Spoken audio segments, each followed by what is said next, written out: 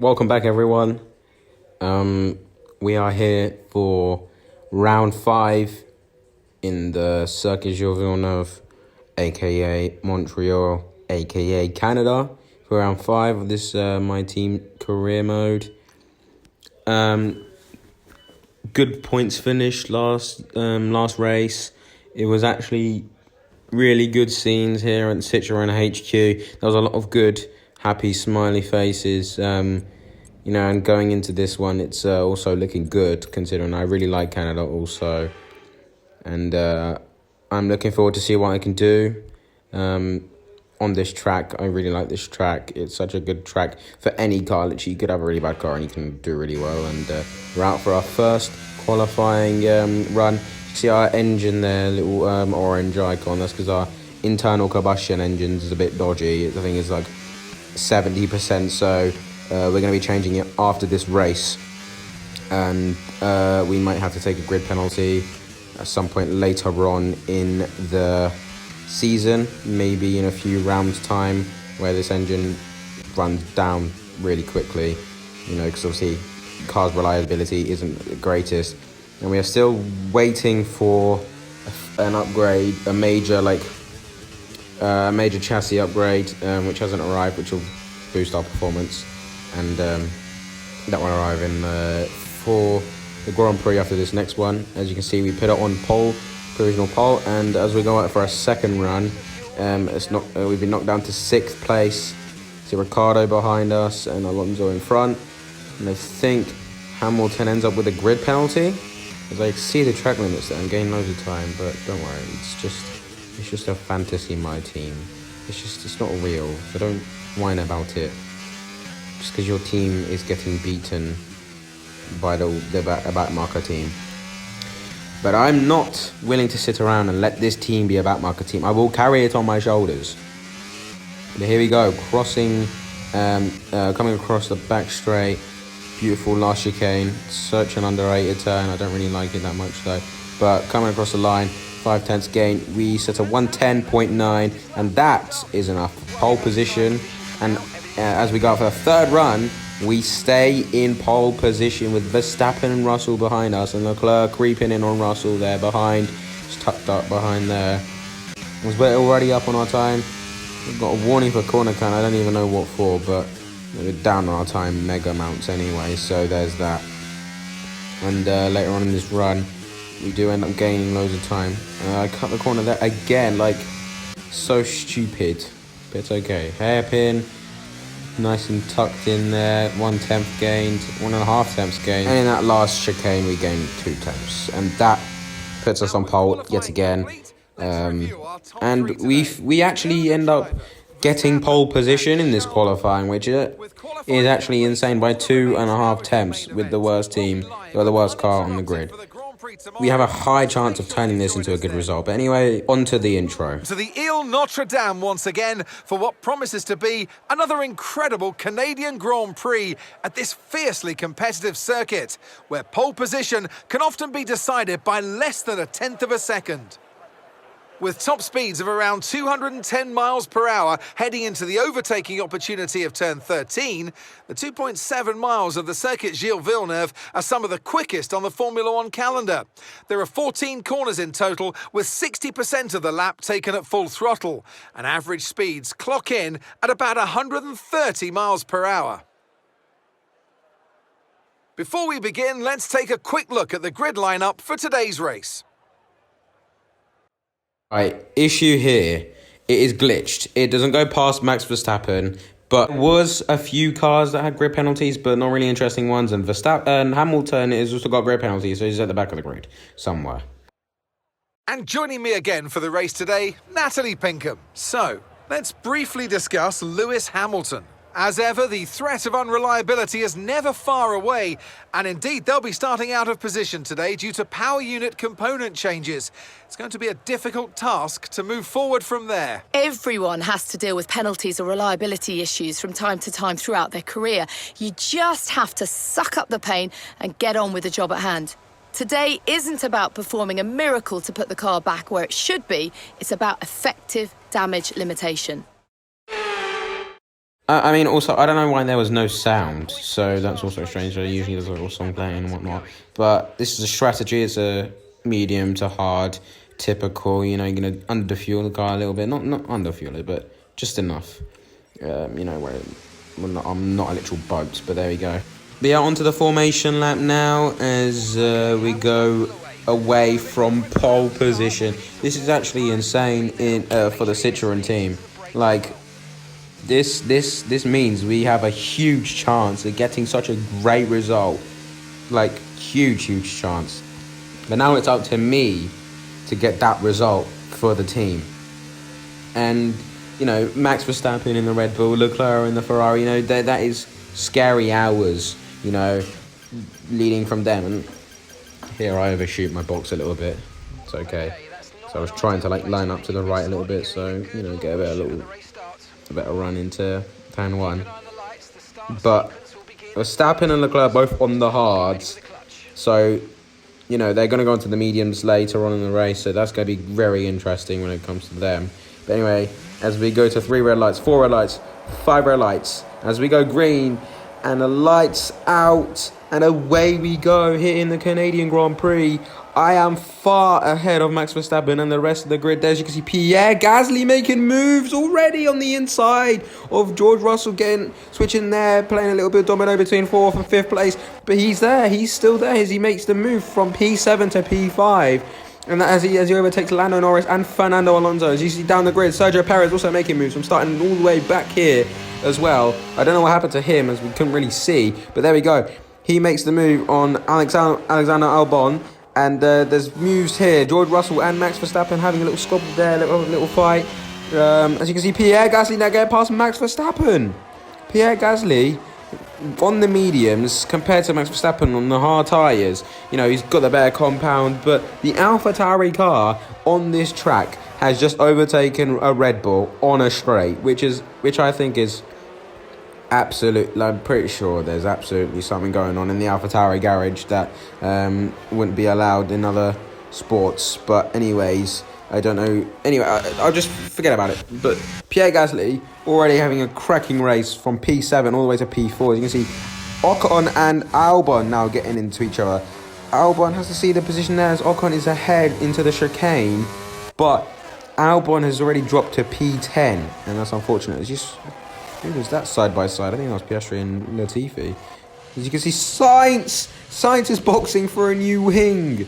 Oh no, it's just like Ferrari in real life. And boxing in for a new wing when he probably didn't even need one. Oh, that is that's shocking for Ferrari. They're replicating their real life strategy. It's great to see that this game is very realistic in that department, I suppose. As you can see, I gained 8 tenths on Leclerc already, almost out of the DRS, which would be very important because the Ferrari with the DRS is very... Mick Schumacher spun! Lewis Hamilton has just spun Mick Schumacher, and that is absolute devastation for the German and Mick Schumacher. And now even Oscar Piastri is up into P20 after qualifying the P21 or whatever. P22, I even think he qualified. And he is the P22 qualifying merchant. He qualifies P22 every fucking qualifying, which I find is very actually very impressive. And I don't even know how. I mean, Latifi manages it in real life, but Latifi's better than Piastri, which I find funny. They were going lap 6. The tyres were already going off. They were like 20% already, and he kept getting little mini snaps of oversteer, and that kept Leclerc on his toes and within a striking distance. As you can see, back on the back straight, he's gaining. I'm kind of weaving on the straight to pick a position as I go back into a racing line, and I block him off there a little bit, and he's going to get DRS again. Obviously, the double activation zone is quite powerful, but DRS doesn't really make too much of a difference, especially after the speed the patches where it doesn't really matter. You can see tyres are like this. They're struggling to bite down for grip. They're really struggling. And Leclerc I'm quicker than Leclerc through here. And don't worry about the cutting on the grass, because I like doing that, and I don't really see it as cutting the track. but it is what it is. Leclerc yet again on his bike here, and he's going straight back into my gearbox. You know, he wants it. He wants P1. He's quite far off of the constructors. I think he's like third or fourth. I'm not entirely sure, as Carlos Sainz obviously is now in first place, but now he's in P22, and it's not going to look good more for the Spaniard at some point in this race, as I'm pretty sure he DNFs from engine failure, which is even more Ferrari likely. And as you can see, Leclerc going on the inside of the hairpin, but I stay ahead of the Monegasque, but he's going to have the DRS going into this back straight, so he's going to go flying miles ahead. I'm deploying as much ERS as I can, and I don't know how, I don't know what happened, but I started with less ERS as I dive bomb Leclerc again, and he goes over the little humps on the side, the little sausage curve, and now he's almost gone barreling into George Russell there. And as I was interrupted, I was talking about so how I started with less ERS. I started with 94%, and that's my maximum. It wouldn't go to 100%, but yeah, some sort of fault there as usual, because our car is very dodgy. But hopefully next season we'll have a better driver, we'll have a better car, so we can develop the car better. Leclerc still having a go at us. You know, he is still there. He is the man to call when you have a fast car. And as you can see, he goes to the outside of turn 1. But I defend the inside, and he goes for a little switch out move, but too quick on the exit turn 1. And obviously turn 2 as well, I get away with him. And the rest of the lap, it was nothing. And he really hasn't gotten ahead of me at all. There really hasn't been much action between me and him, as I still hold the fastest lap of the race. But obviously that won't last very long, because we have a few runners going onto their mediums later on in the race, including Max Verstappen and Perez and Leclerc also. So, you know, they're going to be very quick when they get on the mediums. As I cut off Leclerc there, make sure he didn't get the outside line. I didn't want him to keep having a go at me, because I wanted to stay as far ahead as Gasly as far away from Gasly and Verstappen as possible. So that's why I didn't want Leclerc fighting me as much as he was like showing that he wanted to fight me. As I go wide there into the hairpin, and he takes a little look on the inside, but it wasn't really going for him. It wasn't there for him. But onto the back straight, you know, he's got the more powerful car. He's going to have the DRS, you know, advantage. But as I go onto the racing line, he goes on the outside. I'm still ahead at the corner, so he ends up just giving up basically. On to lap 12 now, taking this little chicane quite nicely. It's quite a frustrating corner, I'm not gonna lie. I push Leclerc as much as I can. Look at him just speeding past, but I go for a move, I go for a lunge on the inside. I go very, very deep, but the outside line is very, very good. A lot of grip round there. As you can see, I'm way quicker than him, but the Ferrari straight line speed shows its worth. He almost bumps into me there. I stick behind him, keep the slipstream as I dive down the inside instead. And he's almost gone over the sausage curbs, and he's almost gone barreling into George Russell again. And George Russell's having a go at Leclerc now into turn 1. Can he get him? Yes, he can. He's got him. He's got him into turn 1. Leclerc's braked really early, and George Russell braked early braked in the middle of the corner, and that forced Leclerc to stop in the middle of the corner almost. And George Russell is now ahead of Leclerc, and that is actually very, very good for us, considering George Russell's on the same compound as us. We don't really want Leclerc to undercut us, overcut us even. So we need George Russell to hold up Leclerc, which would be beautiful.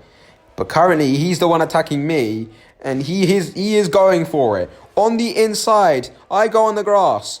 He hops over the curb a little bit, and I just turn into him, and I had nowhere to go really.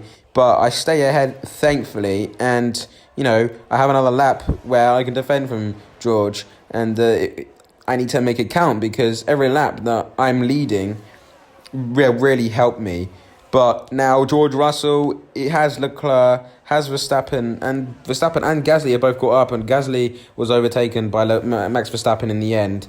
And you can see George Russell still having a go at me throughout this lap, and he will get the DRS on the back straight, which is not good for us. As you can see now, behind us, George Russell getting attacked by Leclerc. Leclerc doesn't doesn't have the confidence in that Ferrari as he would love to, but he's there on the outside where I said that has more grip, and he's ahead of George Russell. Like I said, this is not good for me, but George Russell is not done yet. He wants this P2 just as much as I want this P1, and he's unfortunately gonna have to just give it back, just stay behind Leclerc, because there was no door there. There was no door for George Russell to overtake Leclerc again, but that's unfortunate for George Russell, and it kind of takes a hit on us too, as I have this insane snap of oversteer. Leclerc looks to have a go at us on the inside here. Maybe he goes for it.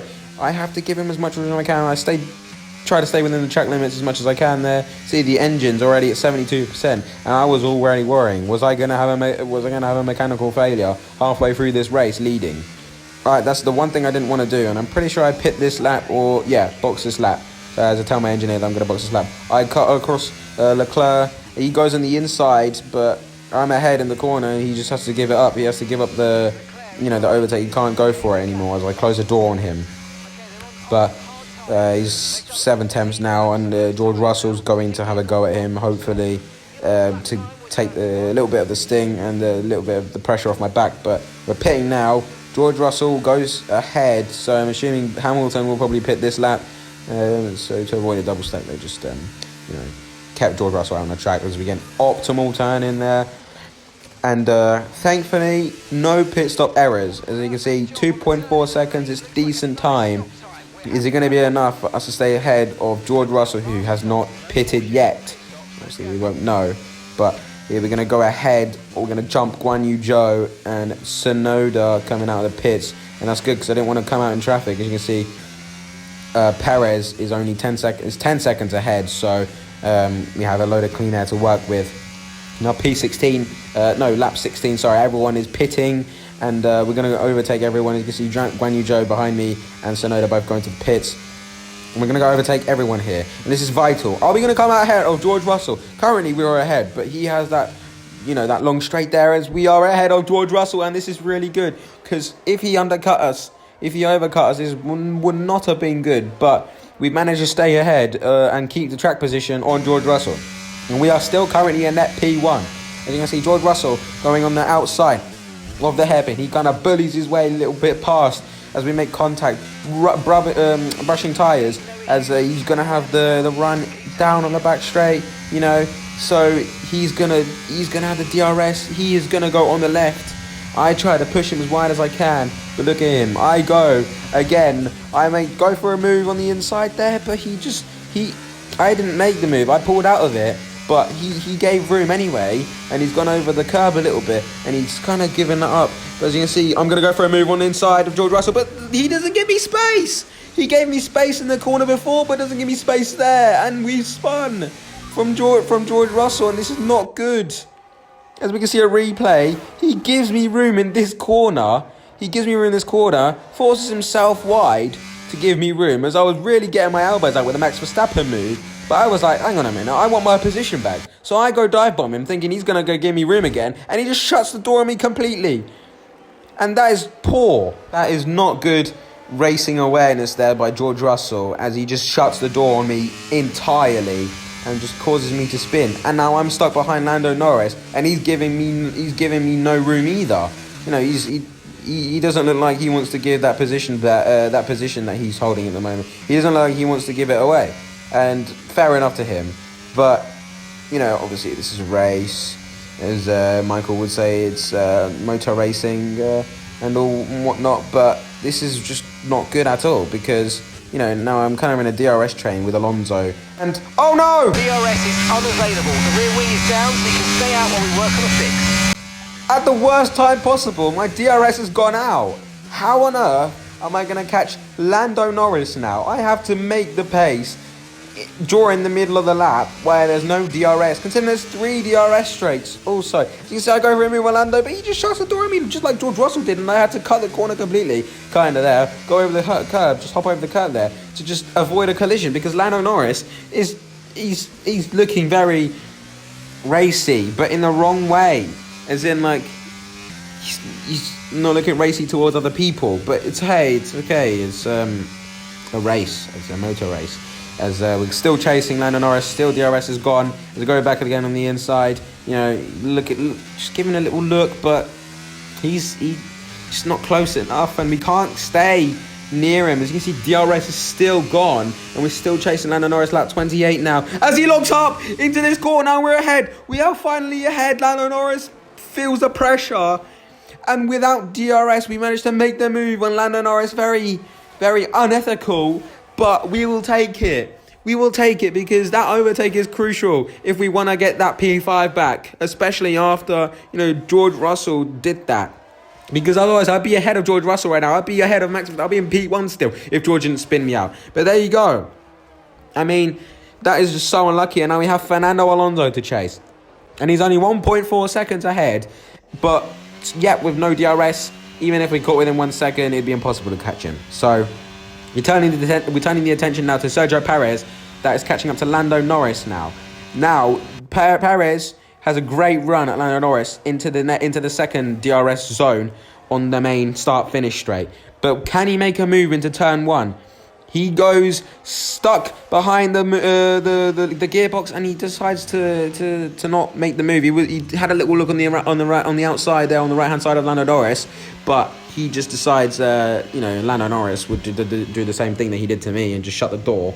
And he wanted to avoid a collision, so he just pulled out of it, and he decided to be patient and leave the overtake for another lap, as we still have 6 laps to go, /7 if you want to count that extra lap at the end of the start of lap 35. But yeah, Sergio Perez is still having a go at Lando Norris. He is still there, and he will want this, because in reality he wants to be where I am currently, so he's going to want to be there. And if Lando Norris is doing the exact same thing and being a pain like he was to me, then, you know, he's not going to be able to get it. He's not going to be able to advance. And that's the same with Pierre Gasly. He's had a very unfortunate race from P7 at the start. He went to P4 immediately, as Sergio Perez is having an insane run. As he looks to the left, he looks to the right. He stays behind him again. He decides to attack on this second DRS straight. He looks to the left, he looks to the right, but this time he has enough space on the right hand side as he goes on the right hand side of Lando Norris, and there is still no space there. Oh no, there is a gap, and he's gone for it. He's gone for the inside of the hairpin, and he's now ahead of Lando Norris, and it's exactly where he wants to be. But Lando Norris is going to be very frustrated with that. As you can see, Perez is now catching up to me, and I'm on the outside of Perez. But I go through because that inside line is very powerful going into turn 2. But there you go, Perez is still on the outside. He's very frustrated because he's not able to make the move on me to get that P5 like he wants to. He's on the quicker compound, however. They must be wearing out by now, surely, as my DRS is back, I think, if I remember. But yeah, Perez is still there. He looks to the left a little bit. I gave him the room, but he wasn't close enough to make the move on the outside.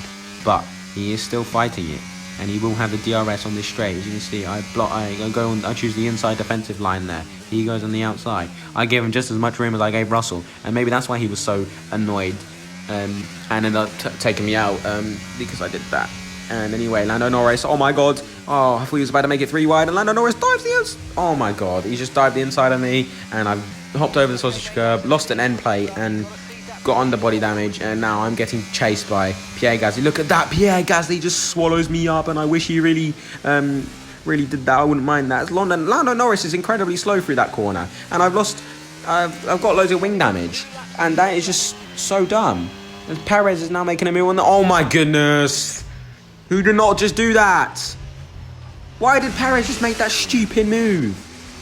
As he just further solidifies the damage dealt, the damage done with that crash. As he just drives into me again, as we're holding up Bottas here. And now Tsunoda is going past us. This is not okay. This is not good. And what a shocking end to the race that this has been. As Max Verstappen wins the Canadian Grand Prix, as he likes to call this. It's a great win. And the pandemonium, there's a huge pandemonium in the Citroen HQ back at home in France, or wherever the Citroen HQ is. But that is absolutely insane, as we were still in the fight there for P10. Even though we have no front wing, but Perez just slides past us, and he just breaks in the middle of the corner again there, and I just ran into the back of him. But that's going to be P11 for us, unfortunately. But that's just such a poor end to the race. You know, penultimate lap drama is just gone from looking insane with a pole position, you know, the race, everything looking up for us. And then Perez ruining it again. Not even again, sorry. He's ruined it for us. And it's not the first time our race has been ruined by other drivers on the grid, including Alonso, Ocon, all those drivers. And George Russell also earlier on in the race as Yuki Tsunoda goes from P18 to P19 and gets driver of the day. As it's a Red Bull win, Max Verstappen wins, obviously. Leclerc comes second, George Russell in P3. And that's great. Great for the Red Bull team. And that puts Max Verstappen back at the top of the driver standings. And it gives the Ferrari team, aka Carlos Sainz, who was ahead, even more of an uphill climb to go through and to do. But it's a great race in Canada here. And that's good result for them. You know, it could have been me there. It could have been Citroen's first win, Citroen's first appearance in the top 5, but ruined. It was ruined completely, and I'm gutted, very gutted. And you know, there's the podium. Great. Could have been me, and maybe this was Red Bull's plan all along. You know, the Sergio Perez team orders. You know, they're out of control. Some say, but there you go. Maybe he had something to do with that, like something like Crashgate, but I guess this is just a virtual game, so we'll never know. But there's that. Max Verstappen, yeah, well done, mate. You got a very undeserved win. I should have won that, but oh well. Anyway, there's the results. We ended up in P11, which is not great, just out of the points. I wouldn't even minded a point finished at that rate, but it's okay. And you know, got some activities, got some R&D, so I'm going to buy an upgrade with that. You know, got a durability department event, which doesn't even give anything, but it's okay. And hopefully we get stuff, you know, in the end, and we upgrade a bit of the aero here in the streamlined, whatever that was, I didn't even see, but that. We upgrade that in the end. As you can see, we still have 19 days left of that upgrade for the chassis, which will come in time for the GP after the British Grand Prix. But anyways, that will do it for this video. You know, it was very interesting race up until that last penultimate lap, and you know, well, that's just so unlucky. But anyways, I'll see you guys in the next video for the British Grand Prix. See ya.